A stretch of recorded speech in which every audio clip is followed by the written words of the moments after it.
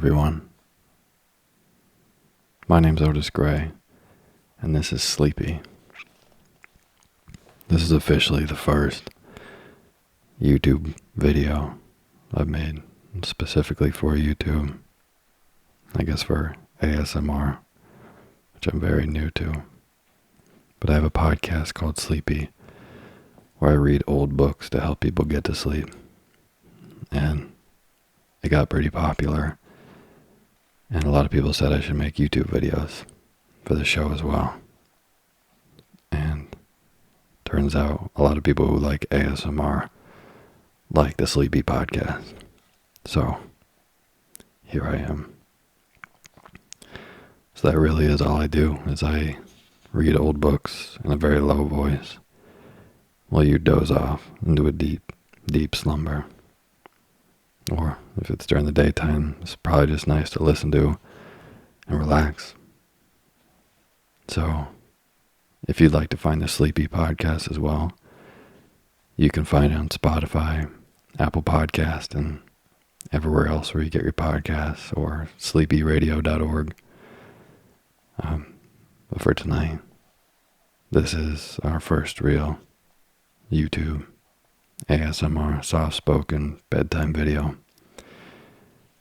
And because I'm hoping you're going to be asleep relatively soon, do me a favor and hit the subscribe button and like this video so other people can find the show and have help getting to sleep as well. Thank you. So just hit subscribe below. Tonight, I read a lot of books for the Sleepy podcast. We're at almost 60 episodes right now. And one of my absolute favorites recently has been pretty much anything by Nathanial Hawthorne. So tonight, I'm going to be reading you a short story from a collection of Nathanial Hawthorne stories. And really everything he does is fantastic, and I love old books like this. This is what I look for in the library. Like books that look like they were from the 60s, because they smell different and they feel different, and like the pages, the way they turn, sounds different. This is a fantastic book. So tonight, I'm going to read you his short story called The Birthmark, which is really great. I'll just read for a while until there's a good stopping point, or maybe this candle burns out. But hopefully you'll be asleep pretty soon. So now, just whether you're relaxing during the day, just let your mind go. But if you're in bed, why don't you fluff up your pillow just how you like it. Get real comfortable in your mattress. Close your eyes and just let me read to you.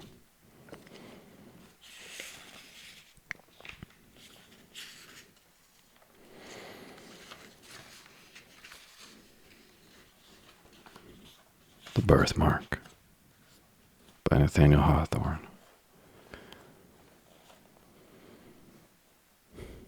In the latter part of the last century, there lived a man of science, an eminent proficient in every branch of natural philosophy. Also, I'm sorry if I make mistakes. I'll go back and fix them. An eminent proficient in every branch of natural philosophy, who not long before our story opens had made experience of a spiritual affinity more attractive than any chemical one. He had left his laboratory to the care of an assistant, cleared his fine countenance from the furnace smoke, washed the stain of acids from his fingers, and persuaded a beautiful woman to become his wife. In those days, when the comparatively recent discovery of electricity and other kindred mysteries of nature seemed to open paths into the region of miracle, it was not unusual for the love of science to rival the love of woman in its depth and absorbing energy. the higher intellect, the imagination, the spirit, and even the heart might all find the congenial element in pursuits which, as some of their ardent votaries believed, would ascend from one step of powerful intelligence to another, until the philosopher should lay his hand on the secret of creative force and perhaps make new worlds for himself. We know not whether Almer possessed this degree of faith in man's ultimate control over nature. He devoted himself, however, too unreservedly, to scientific studies, ever to be weaned from them by any second passion. His love for his young wife might prove the stronger of the two, but it could only be by intertwining itself with his love of science and uniting the strength of the latter to his own. Such a union accordingly took place, and was attended with truly remarkable consequences and a deeply impressive moral. One day, very soon after their marriage, Almer sat gazing at his wife with a trouble in his countenance that grew stronger until he spoke. "Georgiana," said he, "has it never occurred to you the mark upon your cheek might be removed?" "No, indeed," said she, smiling, but perceiving the seriousness of his manner, she blushed deeply. To tell the truth, it has been so often called a charm that I was simple enough to imagine it might be so. "Ah, upon another face perhaps it might," replied her husband, "but never on yours. No, dearest Georgiana, you came so nearly perfect from the hand of nature that this slightest possible defect, which we hesitate whether to term a defect or beauty, shocks me, as being a visible mark of earthly imperfection." "Shocks you, my husband?" cried Georgiana, deeply hurt, at first reddening with momentary anger, but then bursting into tears. "Then why did you take me from my mother's side? You cannot love what shocks you." To explain this conversation, it must be mentioned that in the center of Georgiana's left cheek there was a singular mark, deeply interwoven, as it were, with the texture and substance of her face. In the usual state of her complexion, a healthy though delicate bloom, the mark wore a tint of deeper crimson, which imperfectly defined its shape amid the surrounding rosiness. When she blushed, it gradually became more indistinct, and finally vanished amid the triumphant rush of blood that bathed the whole cheek with its brilliant glow. But if any shifting motion caused her to turn pale, there was the mark again, a crimson stain upon the snow, in what Almer sometimes deemed an almost fearful distinctness. Its shape bore not a little similarity to a human hand, though of the smallest pygmy size. Georgiana's lovers were wont to say that some fairy at her birth hour had laid her tiny hand upon the infant's cheek and left his impress there, in token of the magic endowments that were to give her such sway over all hearts. Many a desperate swain would have risked life for the privilege of pressing his lips to the mysterious hand. It must not be concealed, however, that the imperfection wrought by this fairy sign manual varied exceedingly, according to the difference of temperament in the beholders. Some fastidious persons, but they were exclusively of her own sex, affirmed that the bloody hand, as they chose to call it, quite destroyed the effect of Georgiana's beauty and rendered her countenance even hideous. But it would be as reasonable to say that one of those small blue stains which sometimes occur in the purest statuary marble would convert the Eve of Powers to a monster. Masculine observers, if the birthmark did not heighten their admiration, contented themselves with wishing it away, that the world might possess one living specimen of ideal loveliness without the semblance of a flaw. After his marriage, for he thought little or nothing of the matter before, Alimer discovered that this was the case with himself. Had she been less beautiful, if envy's self could have found aught else to sneer at, he might have felt his affection heightened by the prettiness of this mimic hand, now vaguely portrayed, now lost, now stealing forth again and glimmering to and fro with every pulse of emotion that throbbed within her heart. But seeing her otherwise so perfect, he found this one defect grow more and more intolerable with every moment of their united lives. It was the fatal flaw of humanity, which nature in one shape or another stamps ineffably on all her productions, either to imply that they are temporary and finite, or that their perfection must be wrought by toil and pain. The crimson hand expressed the ineludible gripe in which mortality clutches the highest and purest of earthly mold, degrading them into kindred with the lowest and even with the very brutes, like whom their visible frames return to dust. In this manner, selecting it as the symbol of his wife's liability to sin, sorrow, decay, and death, Alimer's somber imagination was not long in rendering the birthmark a frightful object, causing him more trouble and horror than ever Georgiana's beauty, whether of soul or sense, had given him delight.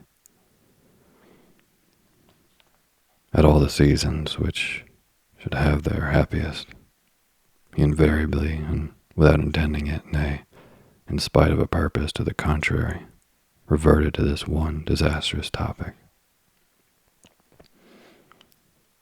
Trifling as it first appeared, it so connected itself with innumerable trains of thought and modes of feeling that it became the central point of all. With the morning twilight, Alimer opened his eyes upon his wife's face and recognized the symbol of imperfection. And when they sat together at the evening hearth, his eyes wandered stealthily to her cheek, and beheld, flickering with the blaze of the wood fire, the spectral hand that wrote mortality where he would fain have worshipped. Georgiana soon learned to shudder at his gaze. It needed but a glance, with the peculiar expression that his face often wore, to change the roses of her red cheek into a death-like paleness, amid which the crimson hand was brought strongly out, like a bas-relief of ruby on the whitest marble. Late one night, when the lights were growing dim, so as hardly to betray the stain on the poor wife's cheek, she herself for the first time voluntarily took up the subject. "Do you remember, my dear Alimer," said she, with a feeble attempt at a smile, "have you ever any recollection of a dream last night about this odious hand?" None whatever," replied Alimer, starting. But then he added, in a dry, cold tone, affected for the sake of concealing the real depth of his emotion, "I might well dream of it, for before I fell asleep, it had taken a pretty firm hold on my fancy." "And you did dream of it?" continued Georgiana hastily, for she dreaded lest a gush of tears should interrupt what she had to say. "A terrible dream. I wonder that you can forget it. Is it possible to forget this one expression? It is in her heart now. We must have it out. Reflect, my husband, for by all means I would have you recall that dream. The mind is in a sad state when sleep, the all-involving, cannot confine her specters within the dim region of her sway, but suffers them to break forth, affrighting this actual life with secrets that perchance belong to a deeper one. Alimer now remembered this dream. He had fancied himself with his servant, Aminadab, attempting an operation for the removal of the birthmark, but the deeper went the knife, the deeper sank the hand, until at length its tiny grasp appeared to have caught hold of Georgiana's heart, whence, however, her husband was inexorably resolved to cut or wrench it away. When the dream had shaped itself perfectly in his memory, Alimer sat in his wife's presence with a guilty feeling. Truth often finds its way to the mind close muffled in robes of sleep, and then speaks with uncompromising directness of matters in regard to which we practice an unconscious self-deception during our waking moments. Until now, he had not been aware of the tyrannizing influence acquired by one idea over his mind, and of the length which he might find in his heart to go for the sake of giving himself peace. Alimer, resumed Georgiana solemnly, I know not what may be the cost to both of us to rid me of this fatal birthmark. Perhaps its removal may cause cureless deformity, or it may be that the stain goes as deep as life itself. Again, do we know that there is a possibility, on any terms, of unclasping the firm gripe of this little hand which was laid upon me before I came into the world? Dearest Georgiana, I have spent much thought upon the subject, hastily interrupted Alimer. I am convinced of the perfect practicality of its removal. If there be the remotest possibility of it, continued Georgiana, let the attempt be made at whatever risk. Danger is nothing to me. For life, while this hateful mark makes me the object of your honor and disgust, life is a burden which I would fling down with joy. Either remove this dreadful hand, or take my wretched life. You have deep science. All the world bears witness to it. You have achieved great wonders. Cannot you remove this little mark which I cover with the tips of 2 small fingers? Is this beyond your power? For the sake of your own peace, and to save your poor wife from madness. Noblest, dearest, tenderest wife, cried Alimer, rapturously, doubt not my power. I have already given this matter the deepest thought which might almost have enlightened me to create a being less perfect than yourself. Georgiana, you've led me deeper than ever into the heart of science. I feel myself fully competent to render this dear cheek as faultless as its fellow. And then, most beloved, what will be my triumph when I shall have corrected what nature left imperfect in her fairest work? Even Pygmalion, when his sculptured woman assumed life, felt not greater ecstasy than mine will be.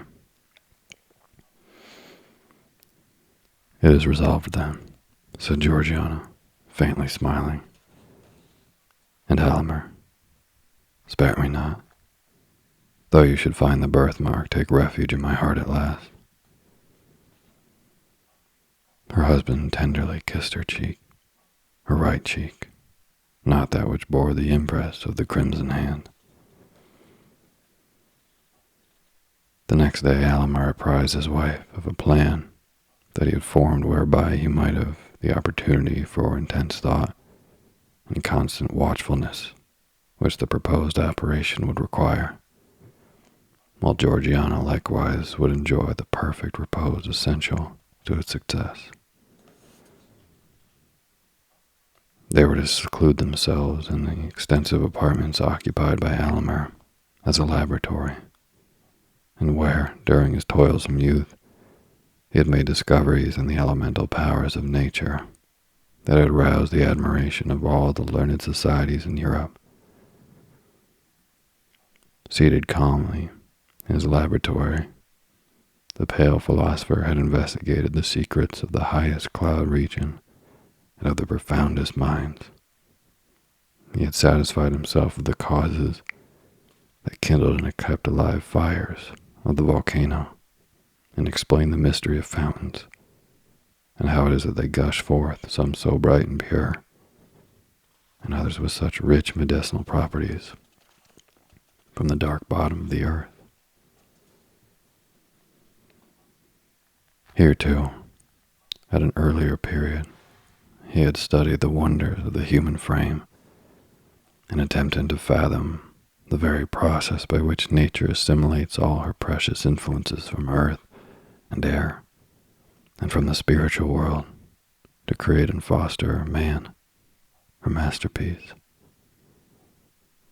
The latter pursuit, however, Alimer had long laid aside in unwilling recognition of the truth, against which all seekers sooner or later stumble, that her greater creative mother, while she amuses us with apparently working in the broadest sunshine, is yet severely careful to keep her own secrets,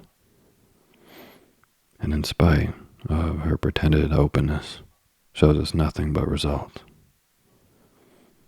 She permits us indeed to mar, but seldom to mend, and like jealous patentee, on no account to make.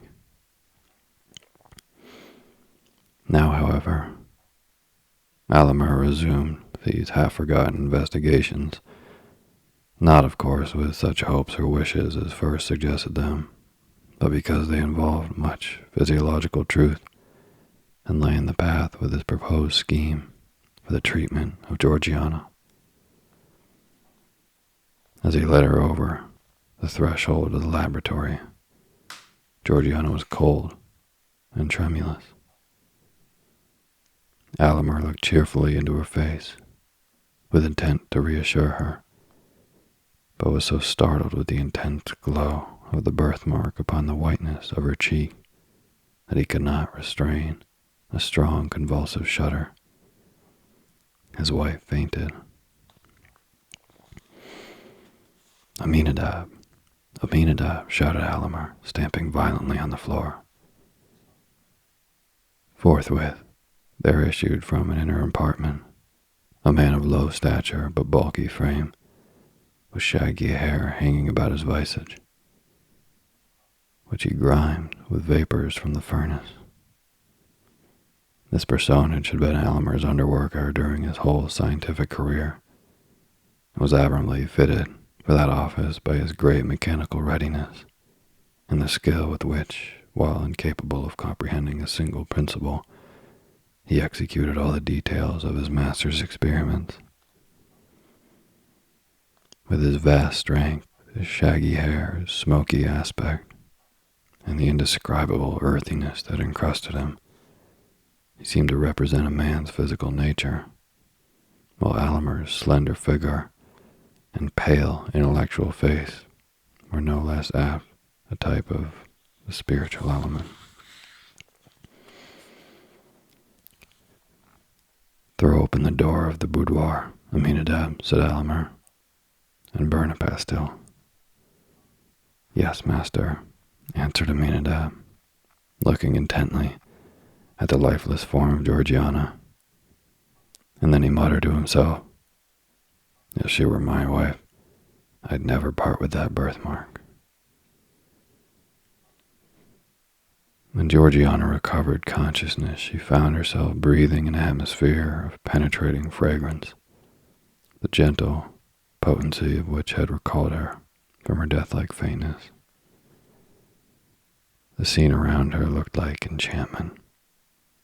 Alimer had converted those smoky, dingy, somber rooms, where he had spent his brightest years in recondite pursuits, into a series of beautiful apartments, not unfit to be the secluded abode of a lovely woman.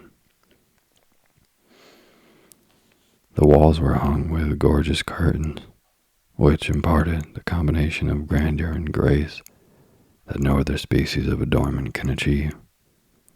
And as they fell from the ceiling to the floor, their rich and ponderous folds, concealing all angles and straight lines, appeared to shut in the scene from the infinite space.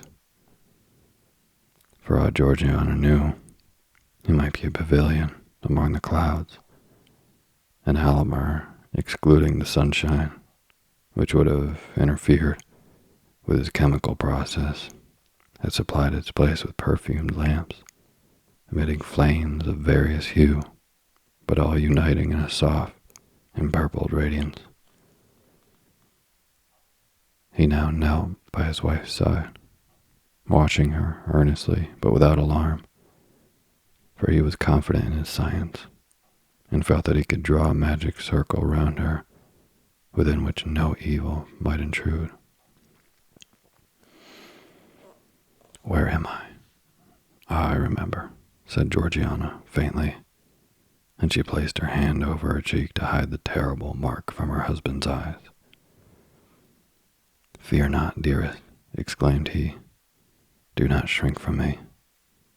Believe me, Georgiana, I even rejoice in this single imperfection, since it will be such a rapture to remove it." "Oh, spare me," sadly replied his wife. "Pray do not look at it again. I never can forget that convulsive shudder." In order to soothe Georgiana, and as it were to release her mind from the burden of actual things, Alamar now put in practice some of the light and playful secrets which science had taught him among the profounder lore. Airy figures, absolutely bodiless ideas, and forms of unsubstantial beauty came and danced before her, imprinting their momentary footsteps on beams of light. Though she had some indistinct idea of the method of these optical phenomena, still the illusion was perfect enough to warrant the belief that her husband possessed sway over the spiritual world. Then again, when she felt a wish to look forth from her seclusion, immediately, as if her thoughts were answered, the procession of external existence flitted across a screen. The scenery and the figures of actual life were perfectly represented, but with that bewitching, yet indescribable difference, which always makes a picture, an image, or a shadow so much more attractive than the original. When wearied of this, Alamar bade her cast her eyes upon a vessel containing a quantity of earth. She did so, with little interest at first, but was soon startled to perceive the germ of a plant shooting upward from the soil. Then came the slender stalk. The leaves gradually unfolded themselves, and amid them was a perfect and lovely flower. "It is magical," cried Georgiana. "I dare not touch it." "Nay, pluck it," answered Alamar. "Pluck it, and inhale its brief perfume while you may. The flower will wither in a few moments, and leave nothing to save its brown seed vessels, but thence may be perpetuated a race as ephemeral as itself." But Georgiana had no sooner touched the flower than the whole plant suffered a blight, its leaves turning coal-black, as if by agency of fire. "There was too powerful a stimulus," said Alamar, thoughtfully. To make up for this abortive experiment, he proposed to take her portrait by a scientific process of his own invention. It was to be effected by rays of light striking upon a polished plate of metal. Georgiana assented, but on looking at the portrait, was affrighted to find the features of the portrait blurred and indefinable. while the minute figure of a hand appeared where the cheek should have been. Alimer snatched the metallic plate and threw it into a jar of corrosive acid. Soon, however, he forgot these mortifying failures. In the intervals of study and chemical experiment, he came to her flushed and exhausted, but seemed invigorated by her presence, and spoke in glowing language of the resources of his art. He gave a history of the long dynasty of the alchemists, who spent so many ages in quest of the universal solvent by which the golden principle might be elicited from all things vile and base. Alimer appeared to believe that, by the plainest scientific logic, it was altogether within the limits of possibility to discover this long-sought medium. But, he added, a philosopher who should go deep enough to acquire the power would attain too lofty a wisdom to stoop to the exercise of it. Not less singular were his opinions in regard to the elixir vitae. He more than intimated that it was at his option to concoct a liquid that should prolong life for years, perhaps interminably, but that it would produce a discord in nature which all the world, and chiefly the coiffure of the immortal Nostrum, would find cause to curse. Alimer, are you in earnest? Asked Georgiana, looking at him with amazement and fear. It is terrible to possess such power, or even to dream of possessing it. Oh, do not tremble, my love, said her husband. I would not wrong either you or myself by working such inharmonious effects upon our lives, but I would have you consider how trifling in comparison is the skill requisite to remove this little hand. At the mention of the birthmark, Georgiana, as usual, shrank as if a red-hot iron had touched her cheek. Again, Alimer applied himself to his labors. She could hear his voice in the distant furnace room giving directions to Aminadab, whose harsh, uncouth, misshapen tones were audible in response, more like a grunt or a growl of a brute than human speech.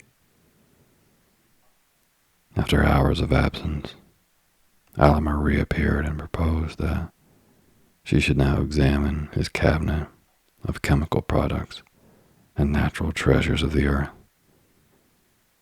Among the former, he showed her a small vial, in which, he remarked, was contained a gentle, yet most powerful fragrance, capable of impregnating all the breezes that blow across a kingdom. They were of inestimable value, the contents of that little vial, and as he said so, he threw some of the perfume into the air and filled the room with piercing and invigorating delight. And what is this? Asked Georgiana, pointing to a small crystal globe containing a gold-colored liquid. It is so beautiful to the eye that I could imagine it the elixir of life. In one sense it is, replied Alimer, or rather the elixir of immortality. It is the most precious poison that ever was concocted in this world. By its aid, I could apportion the lifetime of any mortal at whom you might point your finger. The strength of the dose would determine whether he were to linger out for years or drop dead in the midst of a breath.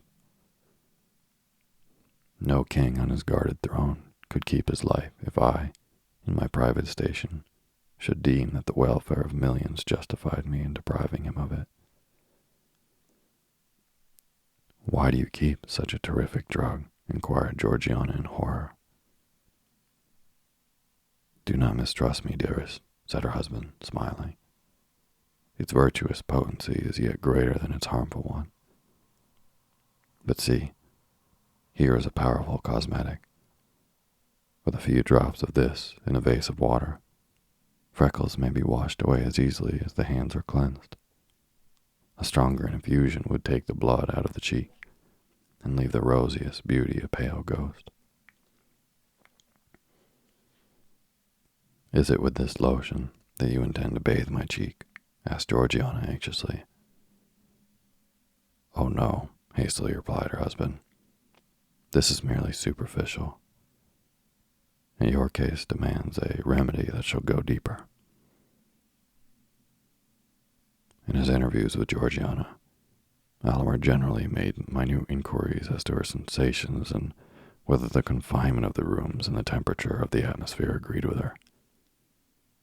These questions had such a particular drift that Georgiana began to conjecture that she was already subjected to certain physical influences, either breathed in with the fragrant air or taken with her food. She fancied likewise, but it might be altogether fancy, that there was a stirring of her system, a strange, indefinite sensation creeping through her veins and tingling half painfully, half pleasurably at her heart. Still, whenever she dared to look into the mirror, there she beheld herself pale as a white rose and with the crimson birthmark stamped upon her cheek. Not even Alomar now hated it so much as she. To dispel the tedium of the hours which her husband found it necessary to devote the processes of the combination analysis, Georgiana turned over the volumes of his scientific library. In many dark old tomes, she met with chapters full of romance and poetry. They were the works of philosophers of the Middle Ages, such as Albertus Magnus, Cornelius Agrippa, Paracelsus, and the famous friar who created the prophetic brazen head. All these antique naturalists stood in advance of their centuries, yet were imbued with some of their credulity, and therefore were believed, and perhaps imagined themselves to have acquired from the investigation of nature a power above nature, and from physics a sway over the spiritual world. Hardly less curious and imaginative were the early volumes of Transactions of the Royal Society, in which the members, knowing little of the limits of natural possibility, were continually recording wonders or proposing methods whereby wonders might be wrought. But to Georgiana, the most engrossing volume was a large folio from her husband's own hand, in which he had recorded every experiment of his scientific career, its original aim, the methods adopted for its development, and its final success or failure, with the circumstances to which either event was attributable. The book, in truth, was both the history and emblem of his ardent, ambitious, imaginative, yet practical and laborious life. He handled physical details as if they were nothing beyond them, yet spiritualized them all, and redeemed himself from materialism by his strong and eager aspiration towards the infinite. In his grasp, the veriest clod of earth assumed a soul. Georgiana, as she read, reverenced Alomar, and loved him more profoundly than ever, but with a less entire dependence on his judgment than heretofore. Much as he had accomplished, she could not observe that his most splendid successes were almost invariably failures, compared with the ideal at which he aimed. His brightest diamonds were the merest pebbles, and felt to be so by himself in comparison with inestimable gems which lay hidden beyond his reach. The volume, rich with achievements that had won renown for its author, was yet as melancholy a record as ever mortal hand had penned. It was the sad confession and continual exemplification of the shortcomings of the composite man, the spirit burdened with clay and working in matter, and of the despair that assails the higher nature at finding itself so miserably thwarted by the earthly part. Perhaps every man of genius in whatever sphere might recognize the image of his own experience in Alamer's journal. So deeply did these reflections affect Georgiana that she laid her face upon the open volume and burst into tears. In this situation, she was found by her husband. "It is dangerous to read in a sorcerer's book," said he, with a smile, though his countenance was uneasy and displeased. "Georgiana, there are pages in that volume which I can scarcely glance over and keep my senses. Take heed, lest it prove as detrimental to you. It has made me worship you more than ever," said she. "Ah, wait for this one success," rejoined he. "Then worship me if you will. I shall deem myself hardly unworthy of it. But come, I have sought you for the luxury of your voice. Sing to me, dearest." So she poured out the liquid music of her voice to quench the thirst of his spirit. He then took his leave with a boyish exuberance of gaiety, assuring her that her seclusion would endure but a little longer, and that the result was already certain.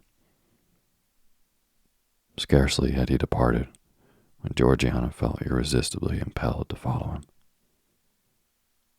She had forgotten to inform Alamer of a symptom which, for 2 or 3 hours past, had begun to excite her attention. It was a sensation in the fatal birthmark, not painful, but which induced a restlessness throughout her system. Hastening after her husband, she intruded for the first time into the laboratory. The first thing that struck her eye was the furnace, that hot and feverish worker, but the intense glow of its fire, which by the quantities of soot clustered above it seemed to have been burning for ages. There was a distilling apparatus in full operation. Around the room were retorts, tubes, cylinders, crucibles, and other apparatus of chemical research. An electrical machine stood ready for immediate use. The atmosphere felt oppressively close and was tainted with gaseous odors which had been tormented forth by processes of science. The severe and homely simplicity of the apartment, with its naked walls and brick pavement, looked strange, accustomed as Georgiana had become to the fantastic elegance of her boudoir. But what chiefly, indeed almost solely, drew her attention was the aspect of Alamer himself. He was pale as death, anxious and absorbed, and hung over the furnace as if it depended upon his utmost watchfulness whether the liquid which it was distilling should be the draught of immortal happiness or misery. How different from the sanguine and joyous mien that he had assumed for Georgiana's encouragement.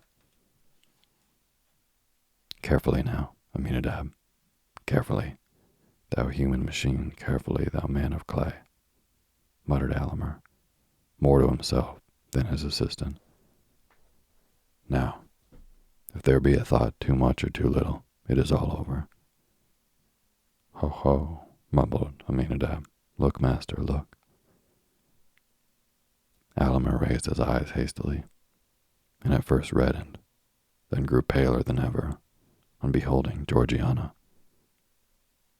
He rushed towards her and seized her arm with a gripe that left the print of his fingers upon it.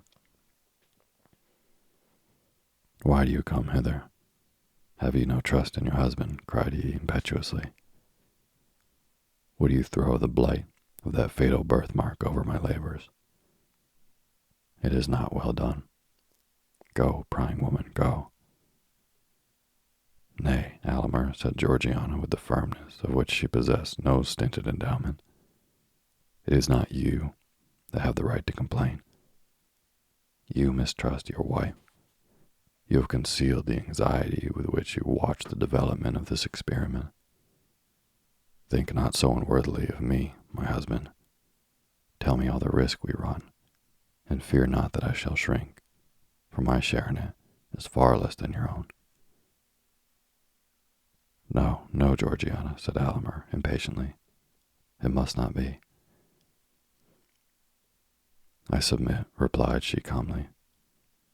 And Alimer, I shall quaff whatever draught you bring me, but it will be on the same principle that would induce me to take a dose of poison if offered by your hand. My noble wife, said Alimer, deeply moved, I know not the height and depth of your nature until now. Nothing shall be concealed. Know, then, that this crimson hand, superficial as it seems, has clutched its grasp into your being with a strength of which I had no previous conception. I have already administered agents powerful enough to do aught except to change your entire physical system. Only one thing remains to be tried. If that fail us, we are ruined. Why did you hesitate to tell me this? Asked she. Because, Georgiana, said Alimer in a low voice, there is danger. Danger? There is but one danger, that this horrible stigma shall be left upon my cheek, cried Georgiana. Remove it, whatever be the cost, or we shall both go mad. Heaven knows your words are too true, said Alimer sadly. And now, dearest, return to your boudoir. In a little while, all will be tested. He conducted her back, and took leave of her with a solemn tenderness which spoke far more than his words how much was now at stake. After his departure, Georgiana became wrapped in musings. She considered the character of Alimer, and did it completer justice than at any previous moment. Her heart exulted, while it trembled, at his honorable love, so pure and so lofty, that it would accept nothing less than perfection, nor miserably make itself contented with an earthlier creature than he had dreamed of. She felt now, much more precious was such a sentiment than that meaner kind which would have borne with the imperfection for her sake, and have been guilty of treason to holy love by degrading its perfect idea to the level of the actual. And with her whole spirit, she prayed that, for a single moment, she might satisfy his highest and deepest conception. Longer than one moment, she knew it could not be, for his spirit was ever on the march, ever ascending, and each instant required something that was beyond the scope of the instant before. The sound of her husband's footsteps aroused her. He bore a crystal goblet containing a liquor colorless as water, but bright enough to be the draught of immortality. Alimer was pale, but it seemed rather a consequence of a highly wrought state of mind and tension of spirit than of fear or doubt. The concoction of the draught has been made perfect, said he, in answer to Georgiana's look. Unless all my signs have deceived me, it cannot fail. Save on your account, my dearest Alimer, observed his wife. I might wish you to put off this birthmark of mortality by relinquishing mortality itself in preference to any other mode. Life is but a sad possession to those who have attained precisely the degree of moral advancement at which I stand. Were I weaker and blinder, it might be happiness. Were I stronger, it might be endured, hopefully. But, being what I find myself, methinks I am, of all mortals, the most fit to die. You are fit for heaven without tasting death, replied her husband. But why do we speak of dying? The draught cannot fail. Behold its effect upon this plant. On the window seat there stood a geranium deceased with yellow blotches, which had overspread all of its leaves. Alimer poured a small quantity of the liquid upon the soil in which it grew. In a little time, when the roots of the plant had taken up the moisture, the unsightly blotches began to be extinguished in a living verdure. "There needed no proof," said Georgiana quietly. "Give me the goblet. I joyfully stake all upon your word." "Drink then, thou lofty creature," exclaimed Alimer, with fervid admiration. "There is no taint of imperfection on thy spirit. Thy sensible frame, too, shall soon all be perfect." She quaffed the liquid and returned the goblet to his hand. "It is grateful," said she with a placid smile. "Methinks it is like water from a heavenly fountain, for it contains I know not what of unobtrusive fragrance and deliciousness. It allays a feverish thirst that had parched me for many days. Now, dearest, let me sleep. My earthly senses are closing over my spirit like the leaves around the heart of a rose at sunset." She spoke the last words with a gentle reluctance, as if it required almost more energy than she could command to pronounce the faint and lingering syllables. Scarcely had they loitered through her lips ere she was lost in slumber. Alimer sat by her side, watching her aspect with emotions proper to a man, the whole value of whose existence was involved in the process now to be tested. Mingled with his mood, however, was the philosophic investigation characteristic of a man of science. Not the minutest symptom escaped him: a heightened flush of the cheek, a slight irregularity of breath, a quiver of the eyelid, a hardly perceptible tremor through the frame. Such were the details which, as the moments passed, he wrote down in his folio volume. Intense thought had set its stamp upon every previous page of that volume, and the thoughts of years were all concentrated upon the last. While thus employed, he failed not to gaze often at that fatal hand, and not without a shudder. Yet once, by a strange and unaccountable impulse, he pressed it with his lips. His spirit recoiled, however, in the very act, and Georgiana, out of the midst of her deep sleep, moved uneasily and murmured as if in remonstrance. Again, Alimer resumed his watch, nor was it without avail. The crimson hand, which at first had been strongly visible upon the marble paleness of Georgiana's cheek, now grew more faintly outlined. She remained not less pale than ever, but the birthmark, with every breath that came and went, lost somewhat of its former distinctness. His presence had been awful. His departure was awful still. Watch the stain of a rainbow fading out of the sky, and you will know how that mysterious symbol passed away. "By heaven, it's well nigh gone," said Alimer to himself, in almost irrepressible ecstasy. "I can scarcely trace it now. Success, success.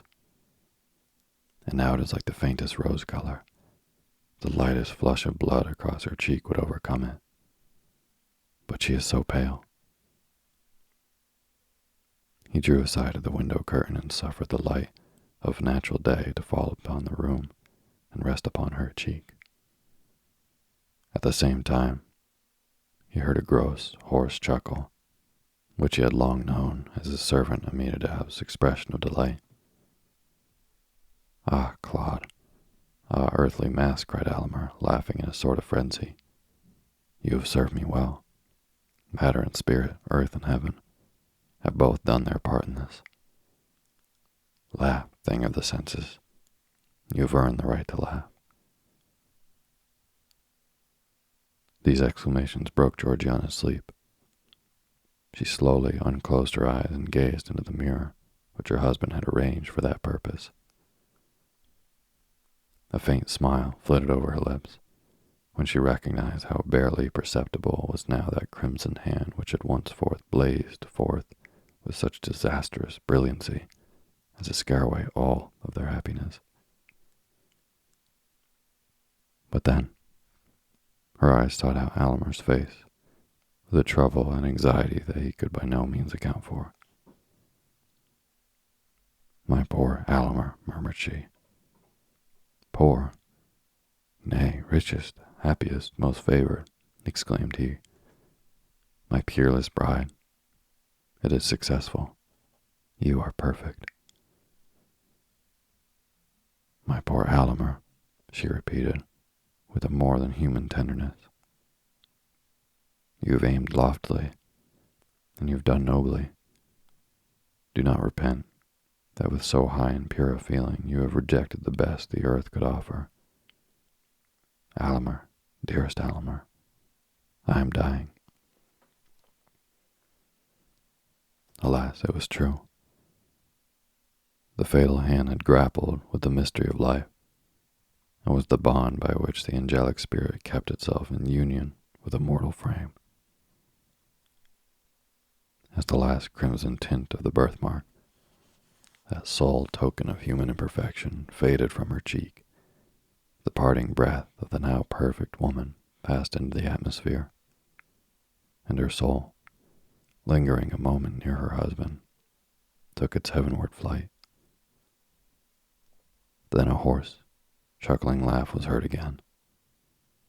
Thus ever does the gross fatality of earth exult in its invariable triumph over the immortal essence which, in this dim sphere of half-development, demands the completeness of a higher state. Yet, had Alamer reached a profounder wisdom, he need not thus have flung away the happiness which would have woven his mortal life of the self-same texture with the celestial. The momentary circumstance was too strong for him. He failed to look beyond the shadowy scope of time, and living once for all in eternity, to find the perfect future in the present.